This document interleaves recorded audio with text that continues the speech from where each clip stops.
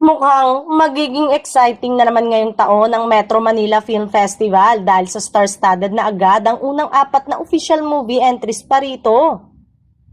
Inanunsyo ng pamunuan ng MMFF ang unang 4 na pelikula sa ginanap na grand launch ng 51st Metro Manila Film Festival ngayong Martes. Pasok sa first batch ang mga pelikula kasali ang Call Me Mother starring Vice Ganda and Nadine Lustre. Isa pang pelikulang siguradong aabangan ng fans ang family drama, Reconnect, tampok sina Carmina Villaruel, Gloria Diaz, Alexa Miro, Gerald Anderson at Soren Legaspi.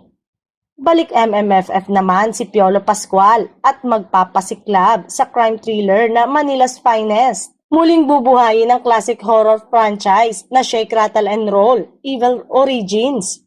Hitik sa artista ang pelikula tulad nina Ivana Alawi, Fiang Smith, Loisa Andalio, Ashley Ortega, Carla Abellana, Manilyn Reynes, Janice de Belen, Francine Diaz, Kayla Estrada, Richard Gutierrez, Seth Fedelin, Ryan Bang, JM Ibarra at marami pang iba.